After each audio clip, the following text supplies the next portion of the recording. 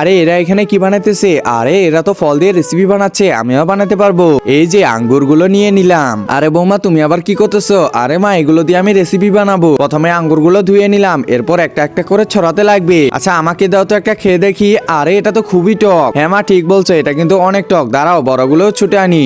এরপর কাঠির মধ্যে এগুলো দিয়ে দিব একটা একটা করে। এই তো দেওয়া হয়ে গেছে, এবার ছোটগুলো দিতে লাগবে। এই তো দুইটা হয়ে গেছে। এবার চিনি দিয়ে দিব, চিনির মধ্যে পানি দিয়ে একটু গরম করে নিব। এরপর গ্লাসের মধ্যে পানি দিয়ে দিব, তার মধ্যে কিছু বরফ দিয়ে দিব। এরপর গরম করা চিনির মধ্যে সেই আঙ্গুরগুলো ভালো করে ভিজিয়ে নিব। এরপর ভিজানো আঙ্গুরগুলো বরফের মধ্যে দিয়ে দিব। এরপর এটাও এরকম করব। একজন মা কতটা আপন হয়ে থাকে, যার মানেই তাকে জিজ্ঞাসা করে দেখো। তো দেখা যাক বন্ধুরা, এই মায়ের জন্য কে ভিডিওটিতে লাইক এন্ড সাবস্ক্রাইব করে। আর যারা মাকে ভালোবাসো না তারা ভিডিওটি থেকে দূরে থাকো। এই তো কিছুক্ষণ রাখার পরে এবার উঠিয়ে দেখি তো কেমন হয়েছে। আরে এটা তো শক্ত হয়ে গেছে, খেয়ে দেখি তো। আরে মা এটা তো খুবই টক করতেছে, এখনো মিঠা করে না। মা তুমি এটা খেয়ে দেখবা নাকি? না না না আমি এটা খাইতে পারবো না। আরে মা তো চলে গেল, একটু খেয়ে দেখি তো।